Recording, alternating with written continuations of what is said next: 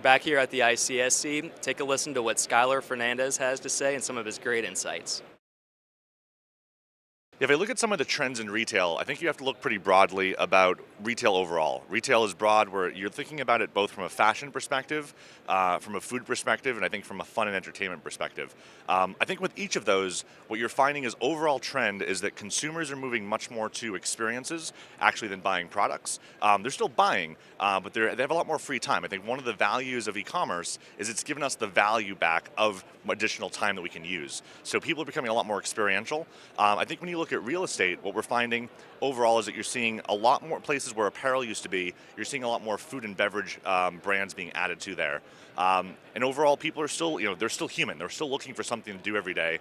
And whether it's going to the mall, shopping center, they're still going, but they're looking for something a little different than what they were before. I think a lot of people, when they talk about the future of retail, they're really looking at omni-channel platforms, ones that are looking at how to combine e-commerce and physical retail. That's been the trend for the past 5+ years. I think now the interesting question is what is beyond omni-channel?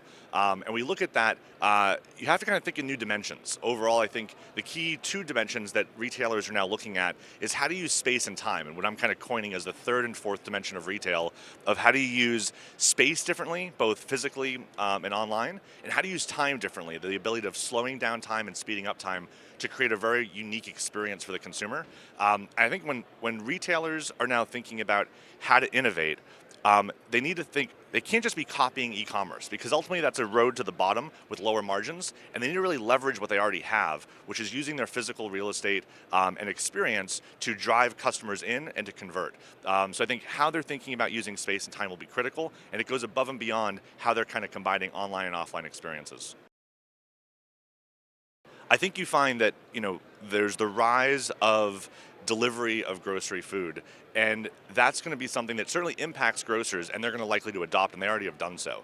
It makes a lot of sense if grocers can be delivering within a radius of where they have physical locations.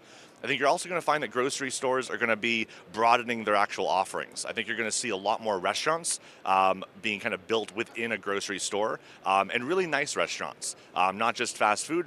So it might be a mixture of fast food, some high quality, but you're going to see a lot more of a wider selection of types of food options. I think you're also going to start seeing other types of experiences, such as gyms. I think in the past, gyms have been something that have been looked down upon both by malls and grocers, but now it's very fashionable to be shopping in your workout, your gym outfit, and that's way more acceptable to do so. So I think if you're working out, you're getting work done, you're eating, all of those will be seen in the same place.